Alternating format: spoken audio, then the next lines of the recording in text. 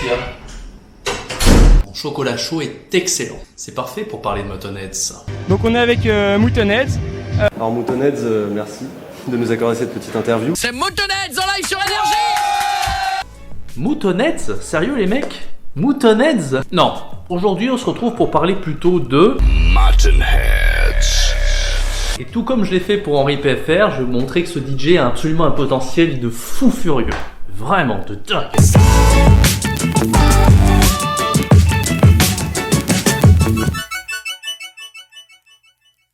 Motonheads, c'est un DJ qui a 43 ans, qui vient de Chambéry et qui a passé son enfance dans la région de Rhône-Alpes, en Savoie. Il s'intéresse plutôt à la French Touch, à l'électro, à l'italo et la disco funk des années 80. Motonheads a commencé super jeune à bidouiller de la musique avec Amiga, un des premiers ordinateurs. Il n'a pas vraiment eu besoin de prendre des cours de solfège, il s'est démerdé par lui-même, il était déjà très débrouillard et très créatif étant jeune. Il a donc commencé sur Amiga, mais il s'est aussi perfectionné dans plusieurs types de logiciels, à savoir Reason, Logic, Live et Fruity Loops. Et c'est un endroit qui s'appelle les Divans du Monde en 2001 que Motonheads fait sa première expérience en live. Les Divans du Monde, c'est un petit endroit vers Pigalle. Je m'en vais voir les petites femmes de Pigalle. Motonheads sort son premier single en 2004 et il s'associe très rapidement au label CA Records avec son titre To You.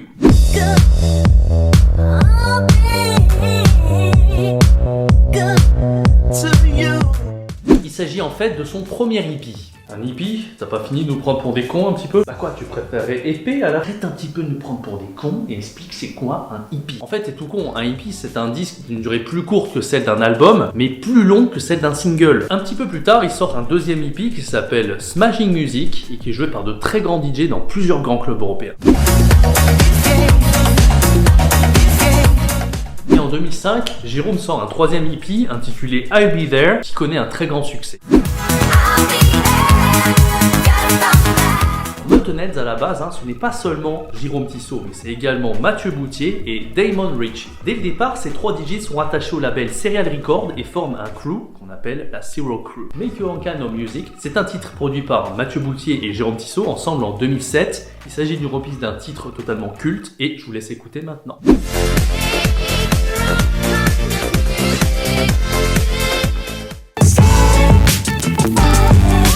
Les premières années, Motonheads passe dans les radios comme Contact FM, Énergie ou encore Fun Radio. Il a également l'occasion de produire quelques remixes pour Dafresh, Philippe Catherine ou encore Laurent Wolf. Mais Jérôme produit également une remix en 2008 non officielle du titre Around the World de Daft Punk.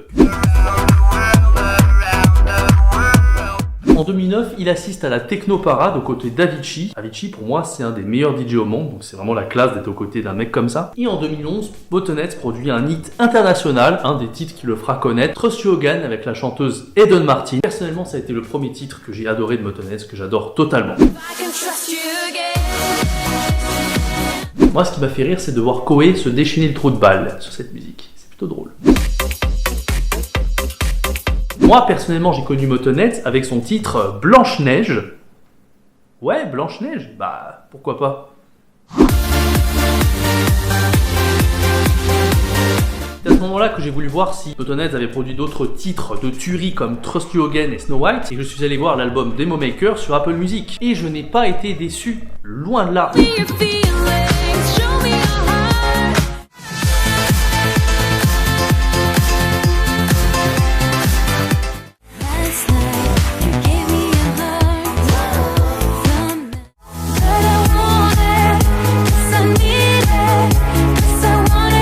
Vous connaissez certainement Ronaldinho, le célèbre joueur de foot. Et ben, la musique de Motonheads Can You Hear the Night a été reprise sur YouTube pour les hauts faits de Ronaldinho et elle a fait plus de 12 millions de vues. Ouais, 12 millions de vues. Tranquille, au calme. En 2017, Motonheads revient en force avec un nouvel EP avec la chanteuse Vita Lavina et deux titres exclusifs, All I Want et Whisper.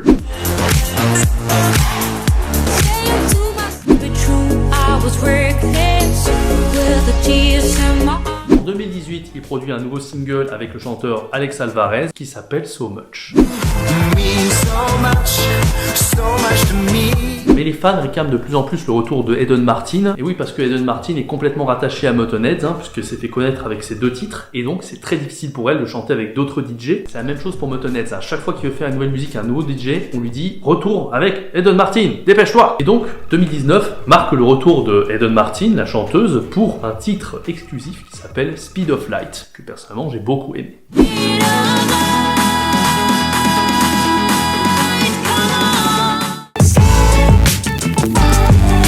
Je sais ce que vous allez me dire. Qu'est-ce que c'est le Remix Contest? Le premier Remix Contest a lieu en 2004 où chaque amateur va proposer un remix à partir d'un des titres de Muttonheads. Les récompenses pas dégueulasses du tout sont prévues pour les 3 premiers, comme par exemple voir leurs 3 titres chez Serial Records. Muttonheads se base sur plusieurs critères pour noter les participants, à savoir la tonalité, l'originalité, la musicalité, la qualité des mélodies ou encore le mastering. Comme je l'ai dit, la première édition du Remix Contest a eu lieu en 2004, mais Muttonheads, à partir de 2013, pour Snow White, diffuse le petit top 10 sur sa chaîne YouTube. Et puis un drop arrive, et ce drop est complètement hallucinant. Enfin moi personnellement j'ai l'impression d'entendre des cris de singe.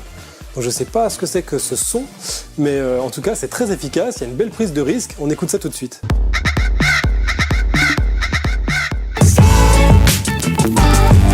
Il est temps pour moi de vous parler du talent de youtubeur de Muttonheads. En 2010, Muttonheads lance un nouveau concept sur sa chaîne YouTube, la Minute Geek.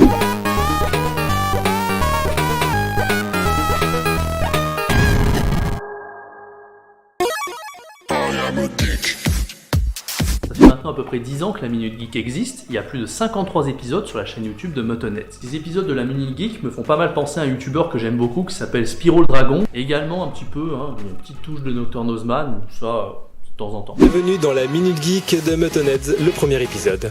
Alors qu'est-ce que la Minute Geek? Eh bien tout simplement, je vais tenter de vous présenter en quelques vidéos mon univers geek, avec quelques objets inédits, des logiciels, d'autres petites surprises, ayant un rapport ou pas à la musique. Les objets qu'ils testent sont parfois vraiment très insolites.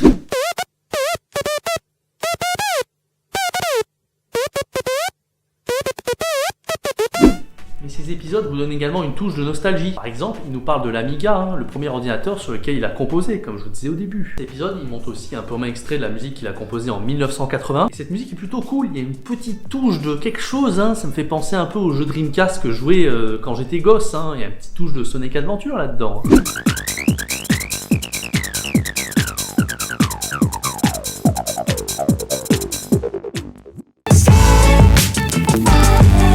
Le 22 juin 2019, Muttonheads lance un des concepts les plus fous que j'ai jamais vus sur YouTube francophone. Il va tout simplement permettre à tout DJ amateur de se perfectionner à ses côtés pour produire de la musique électronique. Alors si c'est pas pour se perfectionner, c'est aussi pour monter en compétence, ce qui est déjà super cool. Personnellement, je trouve ça génialissime. Alors je vais plutôt laisser Muttonheads en parler par lui-même. Le projet Mutton School.